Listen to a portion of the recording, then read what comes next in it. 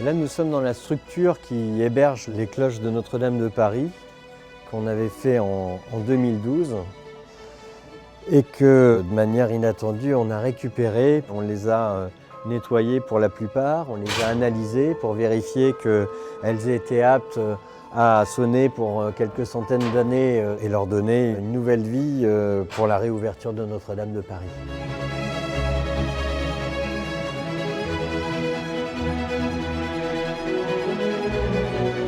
Nous sommes ici à la fonderie de cloches Corny-Havard, à Villedieu-les-Poêles, en Normandie. C'est ici qu'on a fabriqué les cloches de Notre-Dame de Paris pour les 850 ans de la cathédrale en 2012. Une cloche, c'est une pièce de fonderie. Ça veut dire que pour faire une cloche, on va faire un moule. Ce moule, il est fait en argile, en crottin de cheval, en fibre. Je m'appelle Noël Lemasson, je suis fondeur et mouleur. Notre moule se fait en 3 parties. La première partie fait le noyau. Ensuite, on commence à faire la fausse cloche. Et ensuite, la chape. Avec tous les décors et tout en creux et à l'envers. Je regarde si tout va bien et je vais enlever ma fausse cloche. Les fausses cloches, c'est pour que dans notre moule, ensuite, on ait exactement la même taille de notre future cloche en bronze.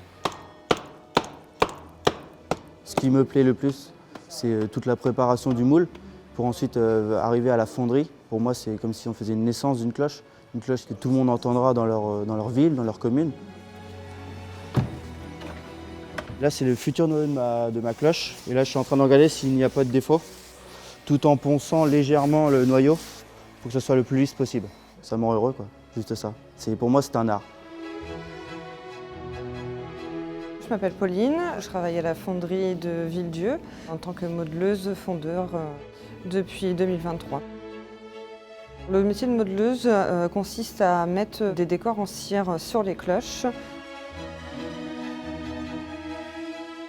Donc au préalable, je vais couler de la cire dans des élastomères afin de préparer mes textes, mes frises et mes effigies pour poser sur les cloches.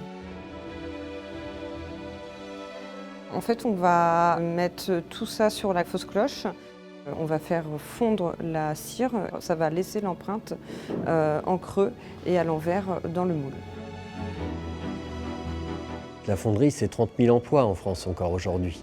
Mais la fonderie de cloches, c'est une fonderie spécifique. On a des opérations qui sont complexes, et donc il ne suffit pas de dire les choses une fois pour que ça se fasse. Il faut montrer, il faut faire, il faut refaire. C'est ce qu'on appelle le temps long.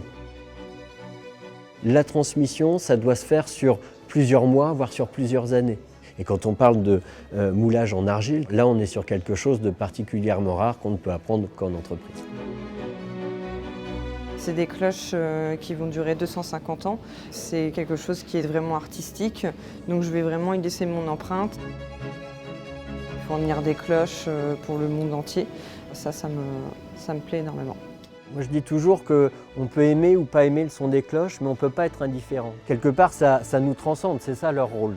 Si vous avez l'occasion d'entendre la sonnerie des cloches de Notre-Dame quand vous vous promenez dans Paris, vous verrez que les gens s'arrêtent, tendent l'oreille, regardent ce qui se passe. C'est vraiment un marqueur sonore du centre de Paris.